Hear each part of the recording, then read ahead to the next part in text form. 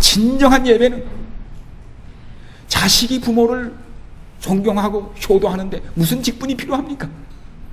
장로 직분을 맡아야 하나님을 더 잘 섬기고, 그건 예배가 아닙니다. 집사 직분을 맡고 무슨 안실학교 하다못해 교사라도 해야 교회 열심히 섬기고, 그거는 예배가 아닙니다. 자식에게 무슨 자리가 있습니까? 하나님은 자식을 원하시는 겁니다. 그 여자를, 그런 자식을 이 여자에게서 찾은 거예요. 죄는 문제 아닙니다. 이 여자가 남편을 5이나 갈면서 인생을 전전긍긍할 때 오죽하면 그렇게 했겠습니까? 이 생각할 때 제 마음에 두려움이 생겨요. 저희 집사람이 계속 제게 말하는 게 뭔가 하면, 당신 서기관 노릇하면 안 돼, 그거예요. 제가 그 얘기를 심각하게 받아들입니다. 신학적 지식이 예배가 아닙니다. 신앙이 직업으로 드리는 예배는 진정한 예배가 아닙니다. 월급을 타기 때문에 하는 예배는 그건 직업이지 예배가 아닙니다. 직분이 맡겨졌기 때문에 하는 예배는 그게 직분이지 예배가 아닙니다. 진정한 예배는 자식이 부모를 존경하고 효도하는데 무슨 직분이 필요합니까? 장로 직분을 맡아야 하나님을 더 잘 섬기고, 그건 예배가 아닙니다. 집사 직분을 맡고 무슨 안실학교 하다못해 교사라도 해야 교회 열심히 섬기고, 그거는 예배가 아닙니다. 자식에게 무슨 자리가 있습니까? 하나님은 자식을 원하시는 겁니다. 그 여자를, 그런 자식을 이 여자에게서 찾은 거예요. 죄는 문제 아닙니다. 이 여자가 남편을 5이나 갈면서 인생을 전전긍긍할 때 오죽하면 그렇게 했겠습니까? 누가 그런 불행의 길을 가기 원하는 사람이 어디 있습니까? 인생길 한번 잘못 들면 그렇게 되는 겁니다. 예수님이 그건 아무나지 않습니다. 예배하는 자를 찾으시는 겁니다. 이 여자 무식한 여자예요.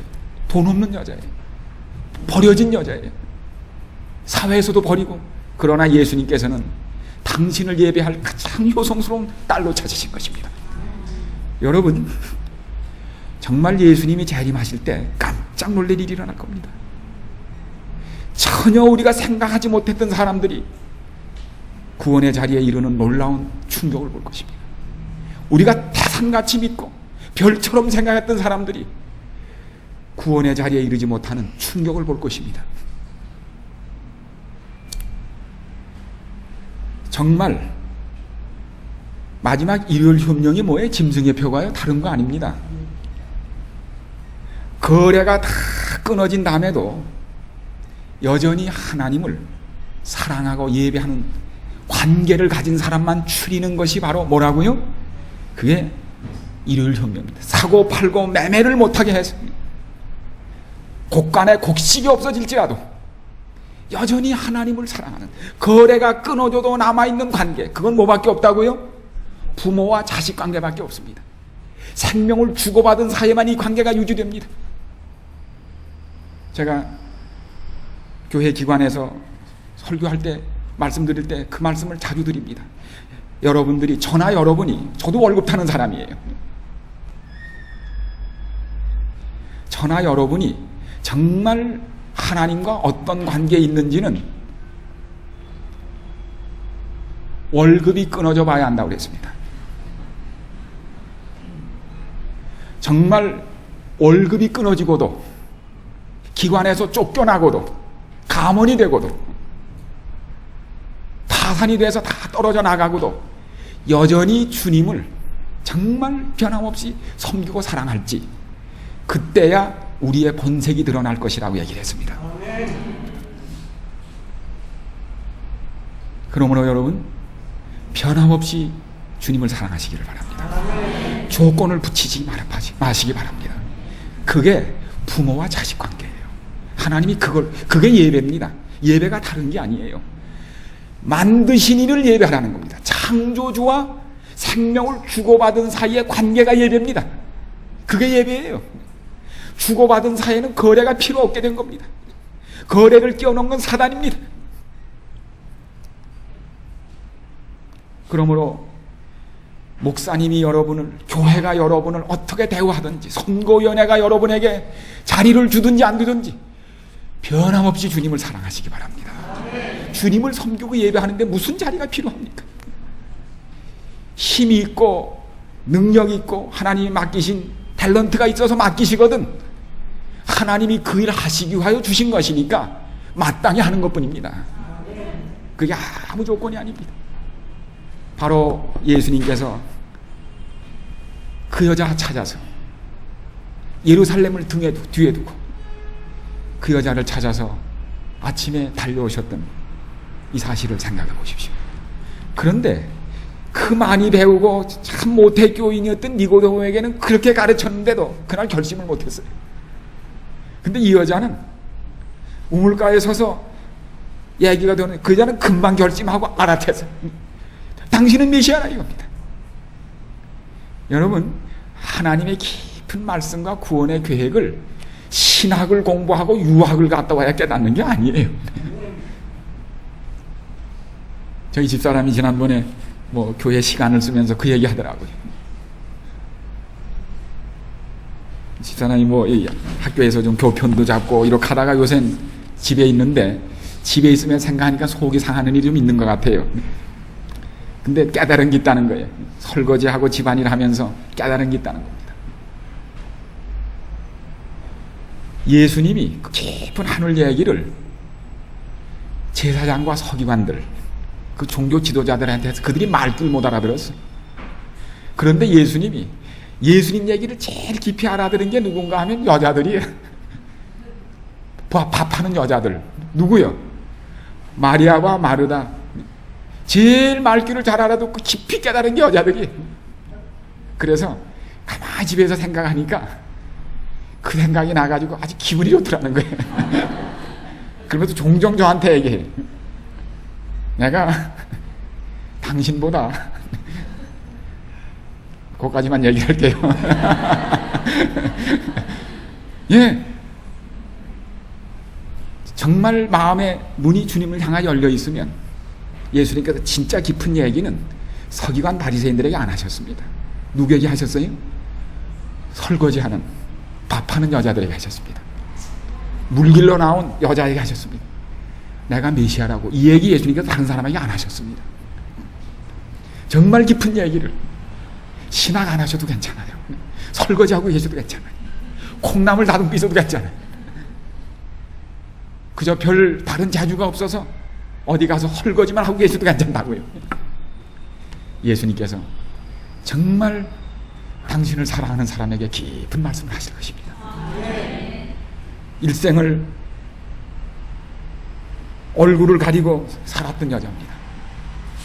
이 여자를 예수님께서 참 얼굴을 들고 하늘을 바라보며 떳떳하게 살 수 있도록 만들어 놓으신 겁니다. 사람 눈을 피하여 살던 이 여자가 이제는 뭐예요? 사는 게 너무 즐거워서 동네에 뛰어다니면서 자기 인생의 가치를 찾은 겁니다. 내가 왜 살아야 하는지를 깨달은 겁니다. 내가 할 일 있는 여자라는 걸 깨달은 겁니다. 내가 태어나기를 잘했다는 걸 깨달은 여자입니다. 이게 살 맛입니다. 그는 벌어진 여자가 아니었어요. 가장 귀중한 생명이었습니다. 예수님께서 버려진 사람을 찾으셔서 가장 쓸모있게 만드십니다. 그리러 예수님이 오셨다는 사실을 기억하시기를 바랍니다. 이 리처드 셀저라는 사람이 쓴 이 글에 그는 닥터 프란시스코라고 하는 유명한 의사 밑에서 의대 3학년을 다니고 있는 요거하고 우리가 좀 쉬겠습니다. 이 학생이었습니다. 그런데 여름방학이 돼가지고 이 의사를 쫓아서 헌두라스에 가서 3주씩 이동 진료반 그 실습을 나가게 됐어요. 그래서 헌두라스 남미 중부 고원인데 코마야가 마을이라는 데를 갔어요. 갔더니 정말 병원이 아니라 이건 완전히 버려진 헛간이에요. 그거 보니까 염소 똥들이 널려져 있고 냄새가 나고 가봤더니 벌써 진료반이 온다는 얘기 듣고서 그 가난한 시골 사람들이 쭉 줄을 지어 섰습니다.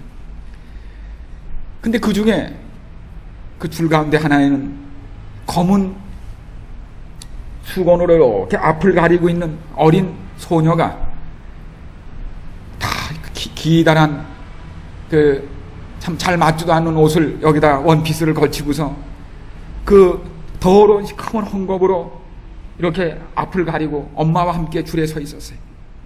그 차례가 됐습니다. 14살이라고 그래요. 보니까 좌축구 구순열 구개열로 그런 병명을 가진 여자인데, 그래서 소녀였습니다. 그래서 헝겊을 치우라고 그랬더니 자꾸 안 치우고 가리고 있어요. 자꾸 움찔해요. 얘 봐야지 고치지, 빨리 치워.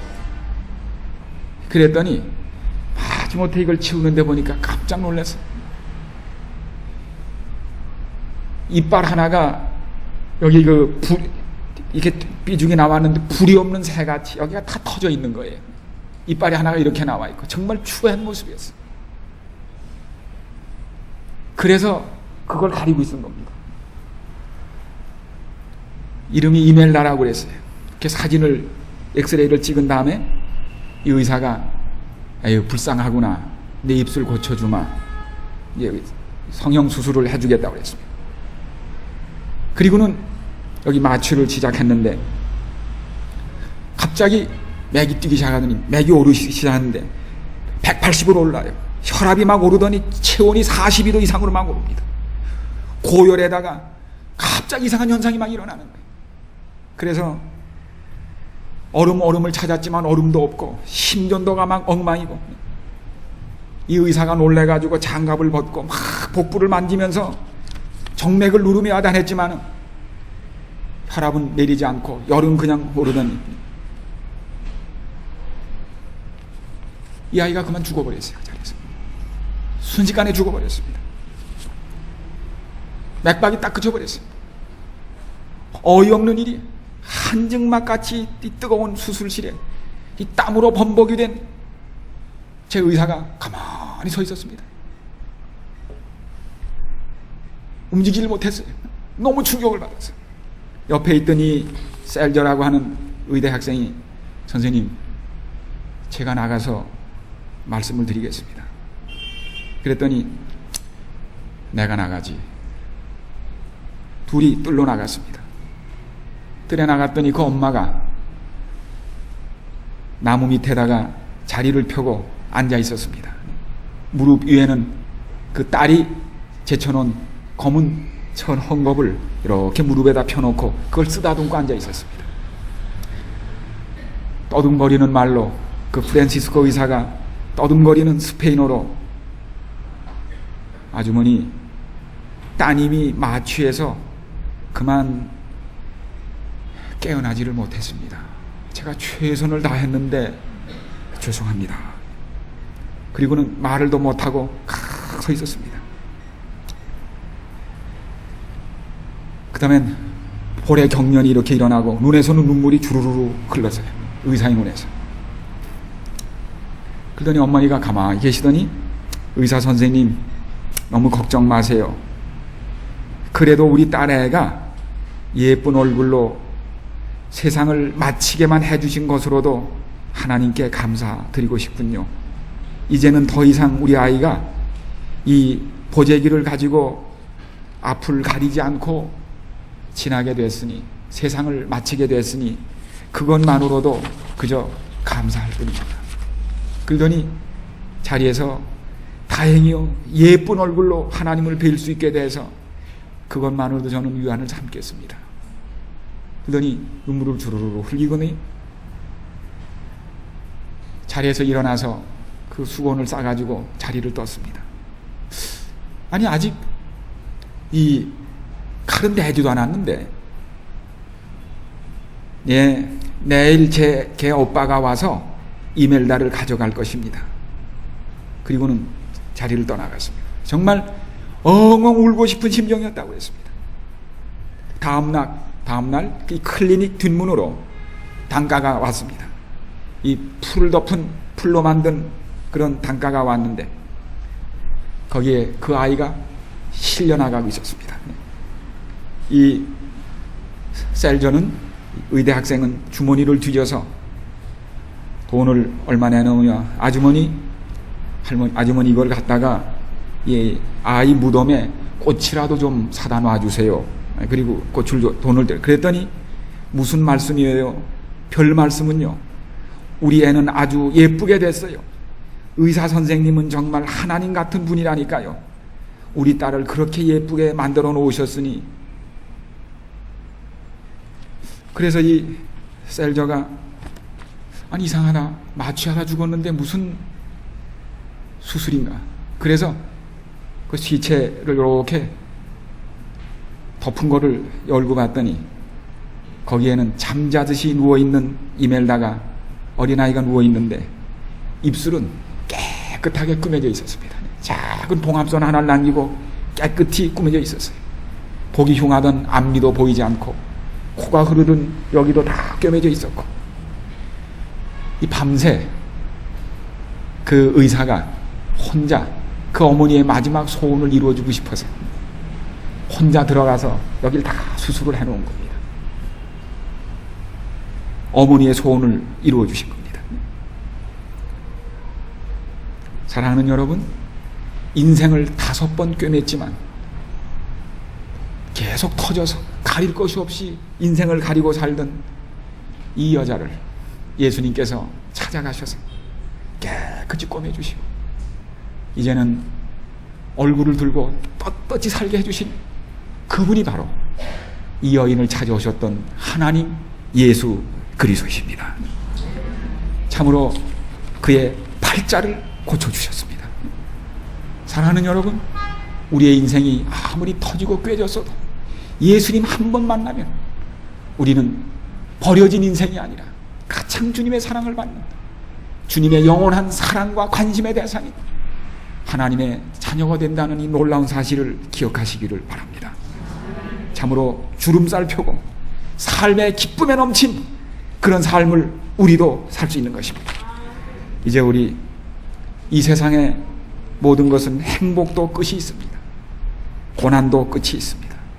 그리스도 안에만 영원한 기쁨과 행복이 있음을 기억하시고 우리의 불행을 끝내시고 영원한 행복으로 이어주신 이런 주님을 오늘 이 구원의 우물가 여기에서 만나심으로 여러분의 삶이 기쁨으로 넘치시 되시기를 간절히 바랍니다. 우리 한 5분 쉬신 후에 오후 시간 시작하겠습니다. 그래서 예수님이 당신이 이 땅에 오신 목적이 버려진 사람, 죄로 인하여 잃어버려진 버린 것을 인간을 위하여 오셨다는 사실을 저희가 분명히 다시 한번 깨달으면서 여기 나온 대로 그 다음에 5장에서는 누구를 찾아가세요? 38년 된 그 무기력 환자를 찾아가십니다. 여러분의 책 51페이지. 38년이면 예수님보다 나이가 더 앓는 병력이 예수님 나이보다 더 오랜 사람이에요. 그렇죠? 예수님 태어나기 전부터 아픈 사람이에요. 저만큼 아프면 저런 사람을 보살필 아무 사람이 없습니다. 사회도 그를 버리고 가족도 저런 사람은 더 이상 보살필 수가 없어요. 가족도 다 버리고 정말 내 버려진 사람, 38년 동안 내 동댕이 쳐진 사람입니다. 아무도. 그날 예수님이 안식일에 여기 솔로몬 행각이 있는 그곳에 이렇게 갔더니 환자들이 쭉 들어놓는데 그 중에 다 헤어진 돗자리 위에 그 옆에 누군가 보살피는 흔적도 하나도 없는 정말 피골이 상접한 뼈만 걸린 한 사람이 눈만 이렇게 뜨고서 그래도 눈이 어느 쪽으로 돌아가 있어요?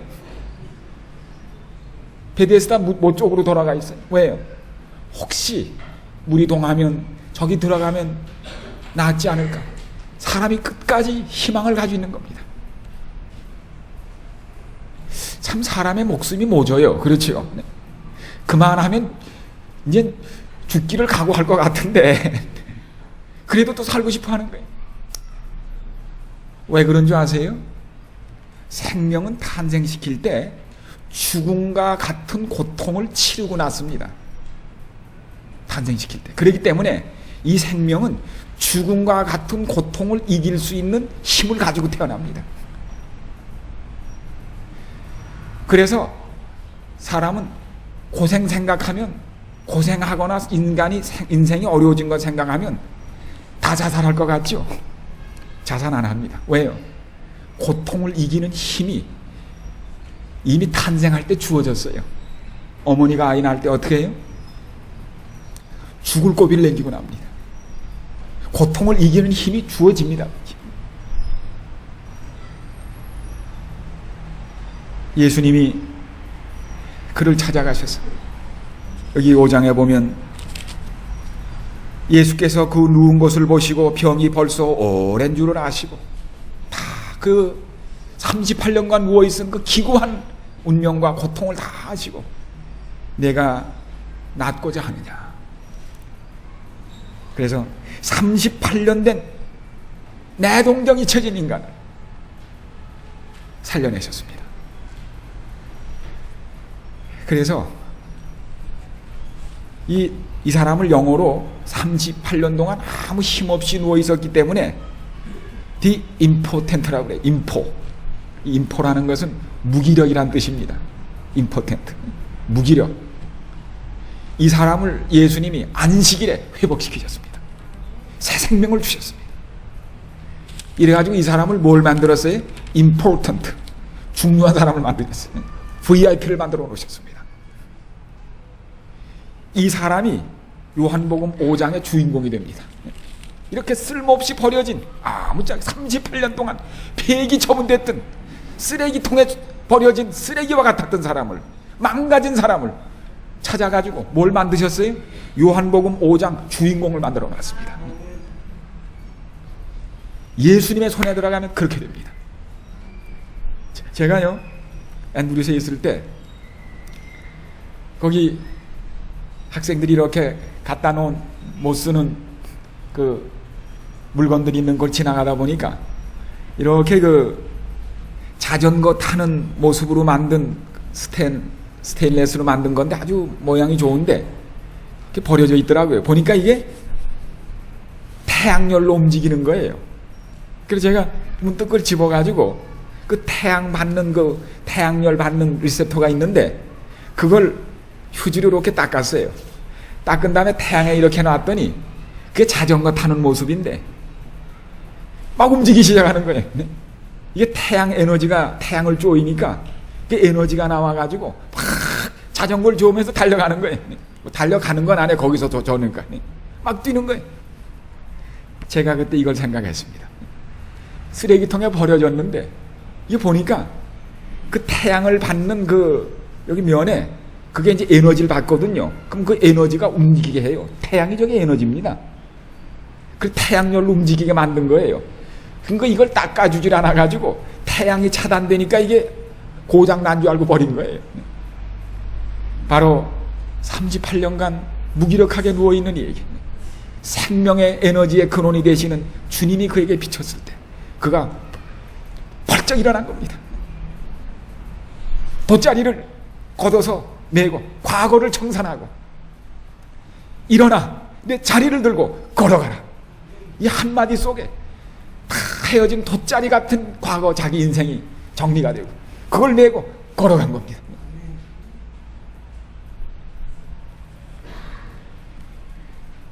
근데 문제가 생겼어요. 이 사람이 그날 안식일인데 막 돗자리를 메고 좋아서 갔더니 어떻게 했어요? 바리새인은 하는 겁니다. 거기 성전 여기 보면 여기 5장에 자 여러분의 책엔 51페이지입니다. 거기 유대인들이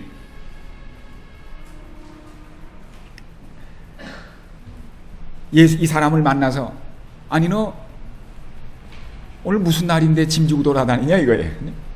아니 병이 났으면 이 사람을 정말 부둥켜 안고 축하를 해야 되는데 뭐예요? 너 오늘 안식일에 어떻게 이렇게 짐을 들고 다니냐는 거예요.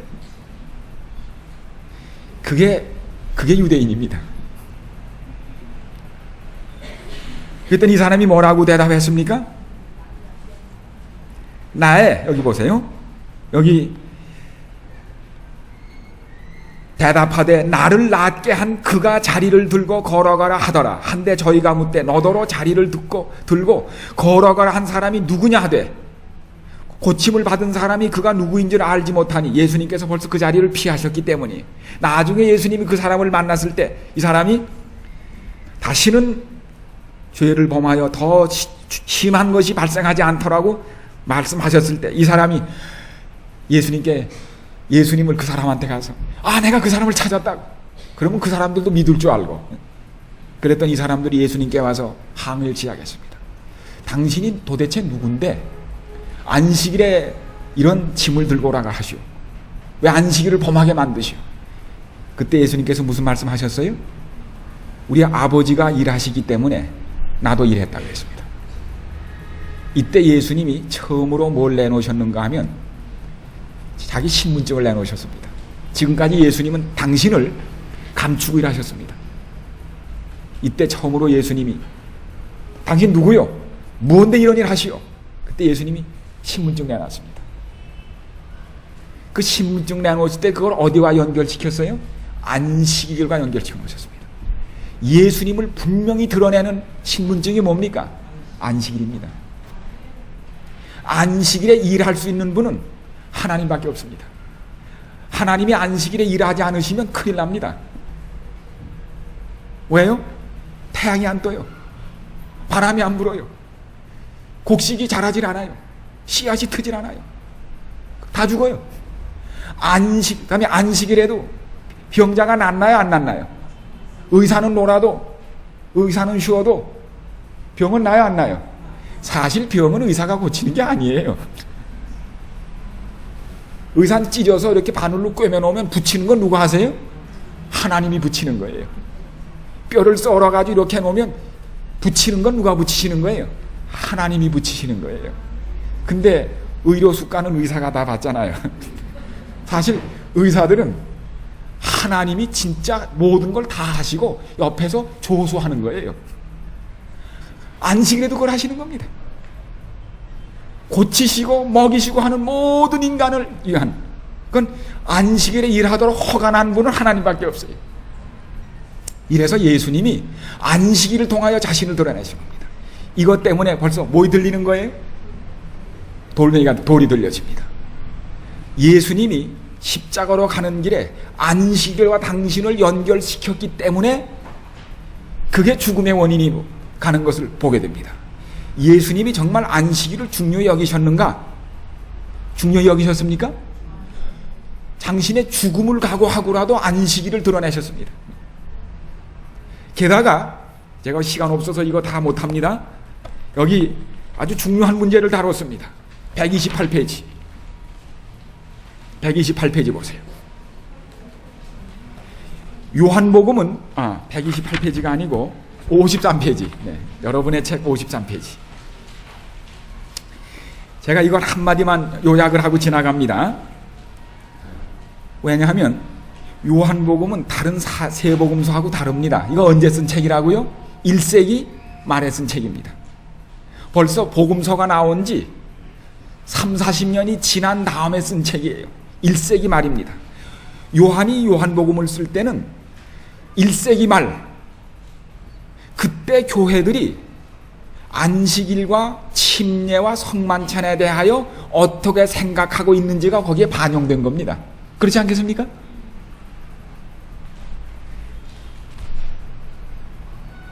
그래서 서기 70년 이후 100년까지 교회가 무엇을 어떻게 믿고 있었느냐를 알려면 요한복음을 읽으면 됩니다. 그때 쓰여진 책이니까. 침례, 요한복음에 보면 예수님이 직접 침례를 베풀고 한 이야기는 빠졌습니다. 그러나 니고데모하고 얘기하시면서 뭐라고 그랬어요? 물과 성령으로 거듭나지 아니하면 그 한마디 속에 unless 하나님의 나라에 들어가는 필수적인 조건으로 말씀했습니다. 또 성만찬, 요한복음에는 성만찬을 베풀었다는 얘기가 없습니다. 다른 복음서에 다 기록되어 있기 때문에. 그러나 무슨 말씀했습니까? 당신이 친히 떡을 만들어서 5,000명, 남자만 5,000명을 먹이시면서 누구든지 인자의 피와 살을 먹지 아니하면 영생이 없다고 말씀했습니다. 축복하시고, 그게 뭐였습니까? 성만찬 예식이었습니다. 그게. 그래서 인자의 피와 살을 마시지 않으면 생명이 없다고 말씀했습니다. 가장 강조하셨습니다. 또 우리 본교회만 행하고 있는 세종 예식을 발을 안 씻겠다고 베드로가 그랬더니 뭐라고 그랬습니까? 내가 내 발을 씻기지 않으면 너하고 나하고 뭐예요? 상관이 없다고. 세종 예식, 내가 선생이 되어 너에게 본을 보였으니 너희도 행하는 것이 마땅하니라. 세종 예식이 중요하다는 걸 말씀하셨습니까? 또 안식일은 뭐라고 하셨어요? 이런 예를 통하여 안식일이 예수님과 어떤 관계가 있는지를 목숨을 내놓고 증명하셨습니다. 그래서 1세기 말에 교회 이처럼 중요한 내용들이 얼마나 강조됐음을 요한복음을 보면서 증명할 수가 있다고 하는 특별한 사실입니다. 자, 우리 그 다음에 방황하는 군중을 6장에서 아무도 보살피지 않아요. 그들이 배가 고파도 나라가 먹이지 못해요. 그런 방황하는 군중들을 예수님께서 다 모으시고 배가 불리도록 먹여주셨습니다. 배가 고픈데 그냥 가면 힘이 없을 거다. 다 자리에 앉혀서 먹여보내자. 다 먹여서 보냈습니다. 8장에서는 누가 나옵니까? 간음하다가 현장에서 잡혔습니다. 이 여자는 바리새인들이, 유대인들이 데려다가 예수님 앞에 내동댕이를 쳐놨습니다. 그 여자말로 무슨 여자예요? 피투성 존재예요. 내동댕이 쳐진 여자입니다. 저런 여자는 어디에서도 버렸어요. 사회에서도 버렸지만은 교회도 버린 여자입니다. 저건 종교도 버린 여자입니다. 저건 종교로, 율법으로 따져도 죽을 여자입니다. 그러나 예수님은 그 여자를, 버려진 여자를 위하여 땅에 글씨를 쓰셨습니다. 그리고 그 여자를 살려내셨습니다.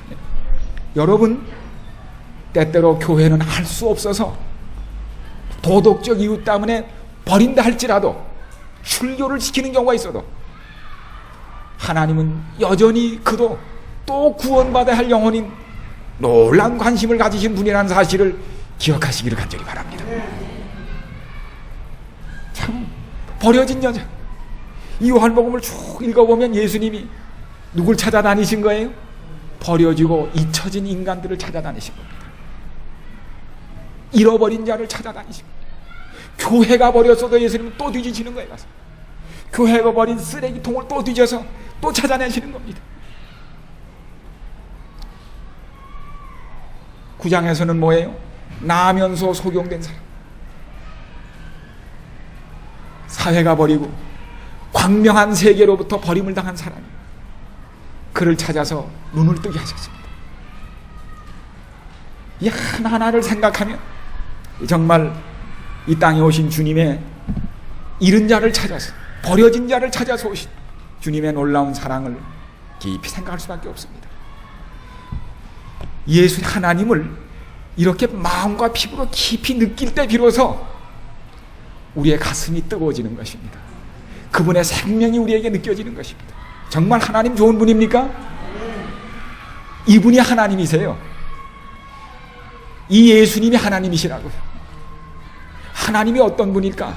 이분입니다. 저분입니다. 저런 하나님 예수님을 두고서 우리가 구원을 받지 못한다면 그건 너무한 일이에요. 저런 하나님을 알면 내가 받지 못할 리가 없다는 확신을 갖게 됩니다. 단지 그럼에도 불구하고 많은 사람이 구원받지 못한 까닭이 뭡니까? 바리새인들, 유대인들, 서기관들이 왜 구원받지 못했어요? 불신입니다. 불순종입니다. 불신과 불순종. 그것은 하나님과 영원히 관계를 끊어버리기 때문에 구원이 안 되는 것입니다. 불신과 불순종입니다. 그것은 관계를 끊어버려요. 아무리 자식이라도 끊임없이 부모를 불신하고 불순종하면 뭐이 끊어져요? 관계 끊어집니다. 사실입니까? 아무리 부모가 사랑해도 자식이 불순종하면 관계가 끊어져 버려요. 어떻게 손을 댈 수가 없어요. 그게 멸망입니다. 그러므로 믿음이 왜 필요한지 나의 상태에 관계없이 주님 사랑하는 그 믿음과 그 순종을 다하시기를 간절히 바랍니다. 요한복음 11장을 안 하면 요한복음이 끝나는 것이 아니어서 이제 우리 15분 동안 요한복음을 하고서 오늘 시간을 마치겠습니다. 요한복음 15장. 자, 여러분의 책, 이 빵 얘기를 좀 하려고 단단히 마음을 먹었는데 정말 이 중요한 빵 얘기 시간이 달하질 않습니다.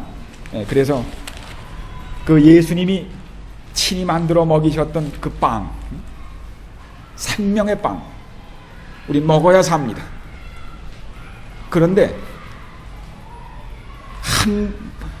아무리 이 땅에 있는 빵은, 밥은 하루 3끼씩 찾아 먹어도 결국은 죽어요. 이 놀라운 사실은 사람의 생명은 다른 생명을 먹어야 생명을 유지하게 되어 있습니다. 즉 유기물을 먹어야 사람이 생명이 유지돼요. 흙을 먹을 수는 없어요. 즉 생명을 먹어야 합니다.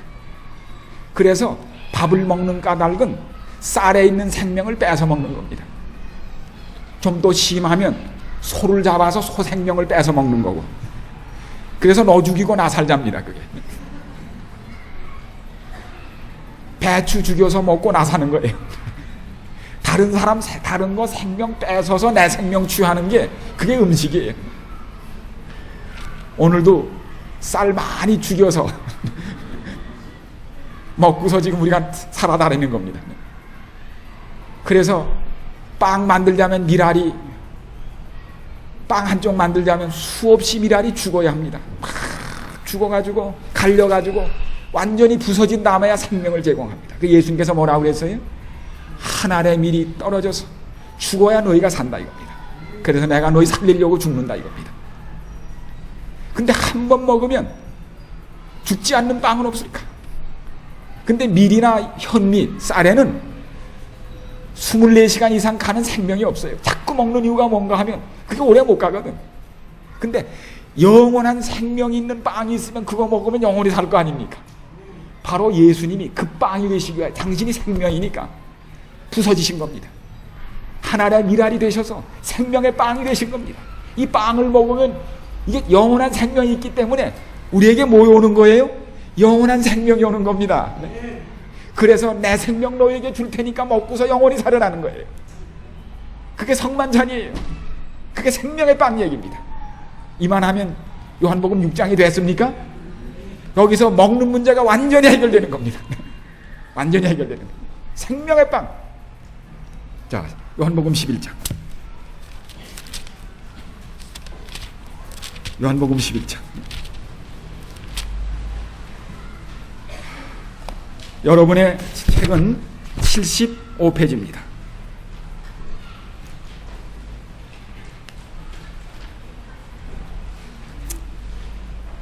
여기 보면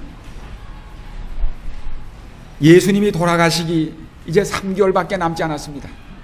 죽음의 그림자가 점점 가까워질 때 예수님께서 그 가장 사랑하시는 집안에 불행이 이르는 얘기가 11장에 나옵니다. 여기 보면 어떤 병든 자가 있으니 이는 마리아와 그 형제 마르다의 촌 베다니에 사는 나사로라. 이 마리아는 향유를 주께 붓고 머리털로 주의 발을 씻기던 자요, 병든 나사로는 그의 오라비러라. 이에 그 누이들이 예수께 사람을 보내어 가로되 주여 보시옵소서, 사랑하시는 자가 병들었나이다. 근데 여러분, 예수님을 사랑하는 사람도 병듭니까? 예수님이 사랑하는 사람이 병든다 좀 이상하지 않아요? 여기 보니까 당신의 사랑하시는 자가 병들었나이다. 하나님이 사랑해도 병듭니까? 안 듭니까? 병듭니다. 하나님이 사랑하시는 사람도 암에 걸립니까? 걸립니다. 하나님이 사랑하시는 사람도 병에 낫지 못하고 죽는 수가 있습니까? 죽는 수가 있습니다.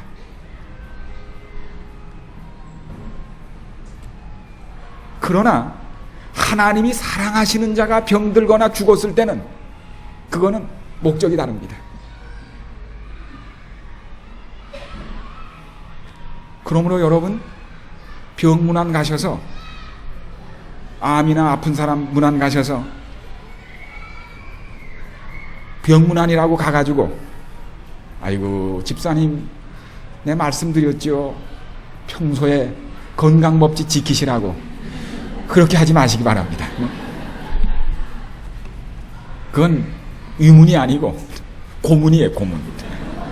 많은 분들이 병문안 가서 위문하지 않고 고문하는 분들이 있어요.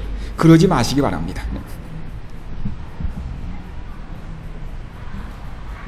모든 문제를 건강법칙 하나에 묶어가지고 해결하는 그런 단순 논리를 펴지 마시기 바랍니다. 암이요, 걸리는 이유가 음식만으로 걸리는 게 아니에요. 유전으로도 걸려요. 이 위암이나 이런 것들 유전하고도 관계가 있어요.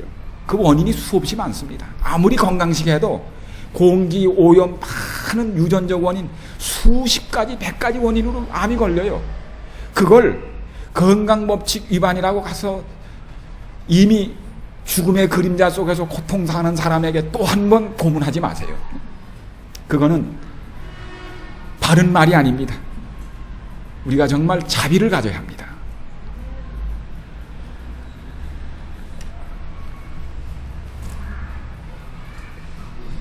근데 예수님이, 이 집안에서는 예수님이 가장 사랑하시던 집안이 이 집안이에요. 이 집에 가서는 예수님이 정말 집처럼 지나시는 분입니다. 이런 전가를 보내면 예수님이 탁탁 털고 오실 줄 알았더니 이틀을 도유하신 거예요.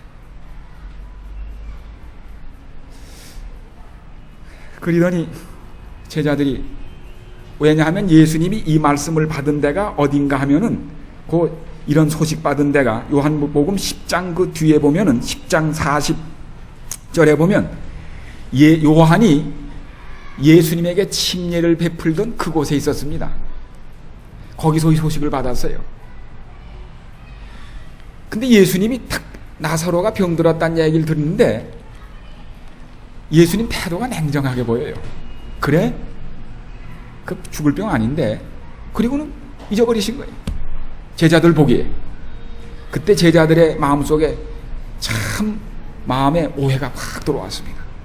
예수님이 바로 이곳에서 예수님 때문에 태어나서 예수님 위에 살다가 옥에 갇혀서 죽임당한 침례 요한이 죽을 때 한 번도 문안을 안 가셨어요.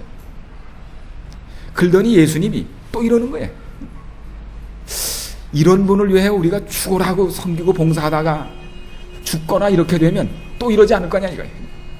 그런 깊은 회의가 이 제자들의 마음에 맴돌고 있었습니다. 그 다음에 이틀이 지났습니다. 그 후에 예수님께서 어디로 가시자는 거예요? 우리 나사로한테 가자는 겁니다.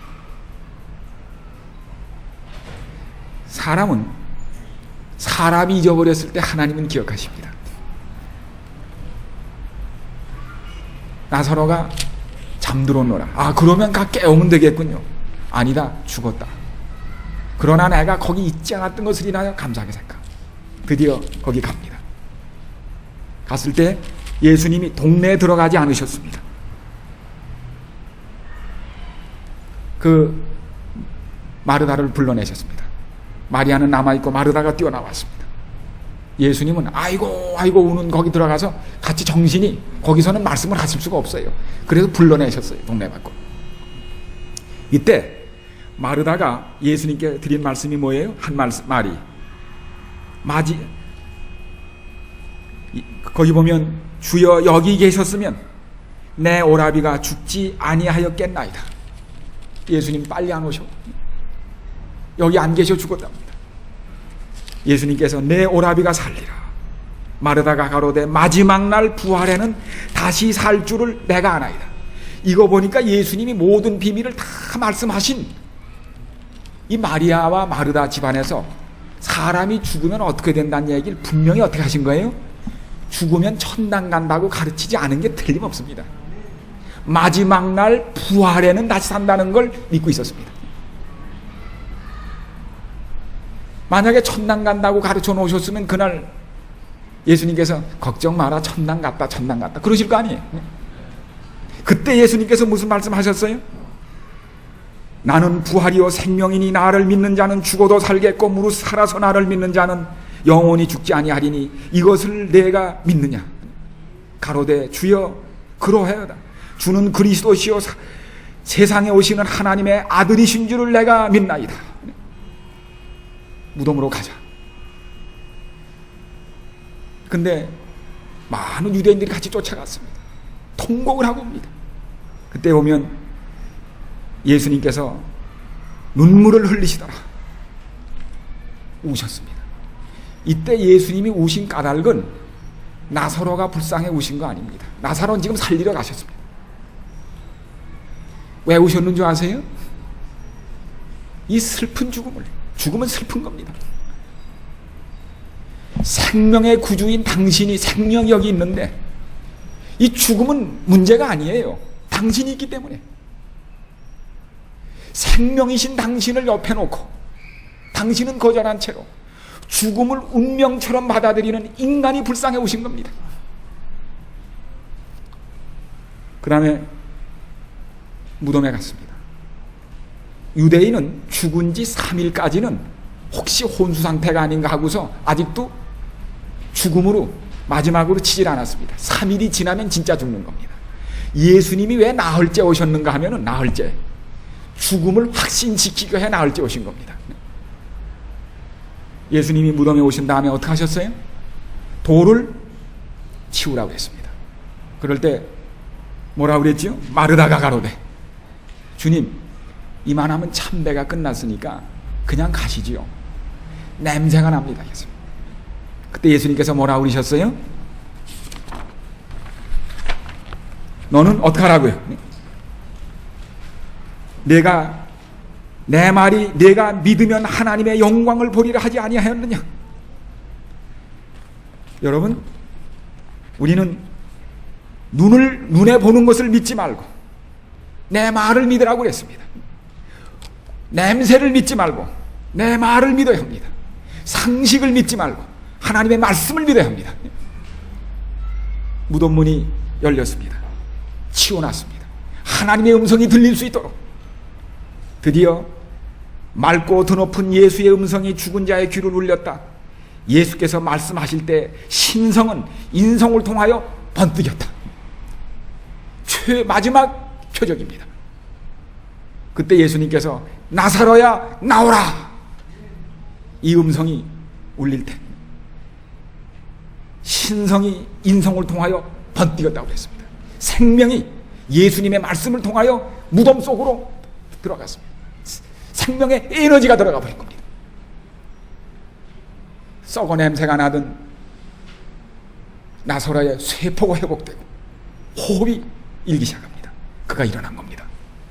이때 예수님께서 만약에 나사로야 일어나라 하지 않았더라면 어떻게 될 뻔했어요?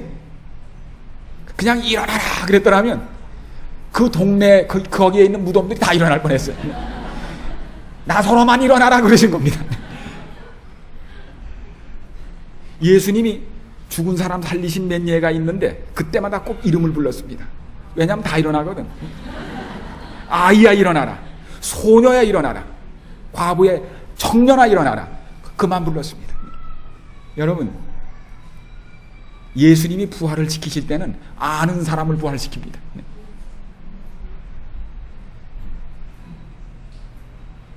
이 아침이면 예수님이 죽음을 잠이라고 그랬어요. 밤새 동안 우리는 죽습니다. 그렇지? 아이들이 죽어요. 의식이 없어요. 시간이 간지 모르고. 자다가 아침에 엄마가 아무개야 일어나라 그러면 어떻게 해요? 이불을 덜치고 부활 연습을 하는 겁니다. 그게 부활이에요. 아무개 일어나라 밥 먹어라 그러면 어떻게 해요? 부활하는 거예요. 매일 우리는 부활을 한 번씩 연습하다가 예수님 오실 때 아무개야 일어나라 할 때 영원한 부활을 경험하는 것입니다. 예수님이 나사로를 부활시키므로 그분이 이 땅에 오신 생명을 줄 수 있는 하나님인 것이 천하의 입증이 된 것입니다. 부활. 이제 우리는 마침내 주님을 통하여 이분이 영생을 주실 수 있는, 죽은 사람, 썩은 사람도 살릴 수 있는 생명의 구주가 됨을 마침내 입증하신 것입니다. 이 말씀하고서 시간을 끝냅니다. 여기 이 리처드 프레데릭이라고, 제가 그 미국에서 야영회를 하는데, 미국 야영회입니다. 이분이 요한복음을 가르치는데 참 감옥하게 가르쳐요. 미국 사람이 어지간하면 감을 안 받습니다, 이 사람들이. 근데 정말 이 사람한테 감을 받아요. 야, 미국 사람도 그런 사람이 있구나. 근데 이분이 얘기를 하는데, 자기가 위마에서 공부하던 학생 때였어요. 약혼 때였습니다. 이제 조금 있으면 약혼합니다. 가슴이 부풀어 있었습니다. 근데 어느 날은 테니스를 치는데 갑자기 자꾸 힘이 없어요. 자꾸 못 치게 돼요. 이상하다. 그래서 친구 의사한테 가서 진찰을 해서 혈액 검사를 했는데 통보가 왔습니다. 친구여, 내가 이 말을 할 수밖에 없네. 자네가 백혈병이네, 이겁니다. 혈액암입니다. 앞으로 이 증상대로라면 6개월을 넘기지 못하네. 그는 청천벽력이었습니다. 하늘이 무너졌습니다. 아, 죽음이구나. 그는 약혼은 결혼을 꿈꾸고 있었습니다. 그는 젊은이였습니다. 그날 그는 서 있을 힘이 없었습니다. 그래서 그는 자기 방에 들어가서 이불을 썼습니다. 이젠 죽는 생각을 해야 됩니다. 죽으면 어떻게 될까? 캄캄한 이불을 쓰고서 생각하기 시작합니다. 죽음이란 이런 거겠지. 사랑하는 사람들이 다 떠납니다. 자기는 흙으로 돌아가는 겁니다. 죽음이 몰려오고 있는 겁니다. 혈액, 정말 모든 혈구들이 파괴돼 가고 있는 겁니다. 죽는 겁니다. 그런데 그때 그는 갑자기 요한복음 11장에 있는 이 말씀이 귀에 들려왔습니다. 예수께서 가라사대 나는 부활이요 생명이니 나를 믿는 자는 죽어도 살겠고 무릇 살아서 나를 믿는 자는 영원히 죽지 아니하리니 내가 이것을 믿느냐. 그는 지금까지 부활에 대하여 많이 들었는데 부활이 교리인 줄을 알았어요. 근데 다시 생각하니까 뭐예요? 내가 곧 뭐예요?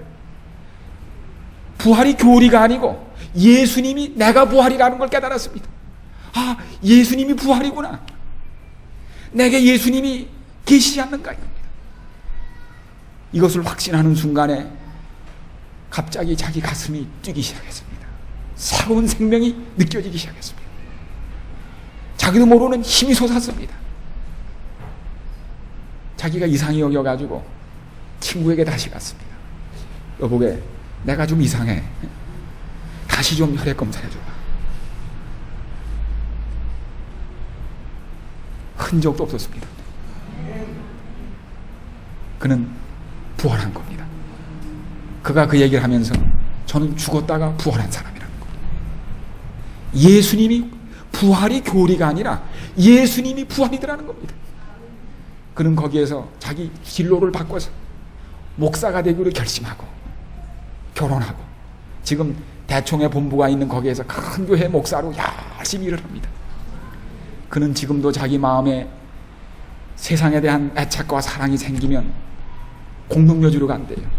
가가지고 공동묘지에 우두커니 앉아가지고 내가 주님이 아니었으면 지금쯤은 여기 한 줌의 흙이라는 생각을 하면서 다시 일어나서 자기에게 새 생명을 주신 주님을 위하여 새로운 헌신을 날마다 새롭게 한다고 얘기했습니다. 사랑하는 여러분, 이번 기간 동안에 여러분이 소개받은 이분은 우리의 영원한 생명이시오, 우리의 기쁨이시오, 우리를 찾아 구원하시는 사랑의 하나님임을 확신하시고 주님 안에 사시는 이 기쁨을 주님 오시기까지 그리고 영원히 누리시게 되기를 간절히 바랍니다. 자, 우리 마지막으로 찬미를 같이 한번 부르시고 끝낼까요? 우리 기도. 자, 우리 괴로울 때 주님 얼굴 보라. 우리 이것 한 다음에 우리 앉으셔서 우리 기도 드리시면 좋겠습니다. 괴로울 때 주님의 얼굴 보라.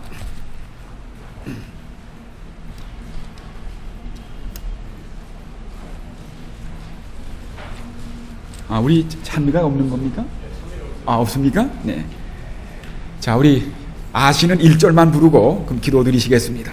괴로울 때 주님의 얼굴 보라. 우리 정말 인생이 힘들고 외롭고 답답할 때 우리를 찾아오셨던 이 주님 얼굴 다시 바라보시며 새 생명, 새 기쁨, 새 희망 찾으시게 되기를 간절히 바랍니다. 시작. 괴로울 때 주님의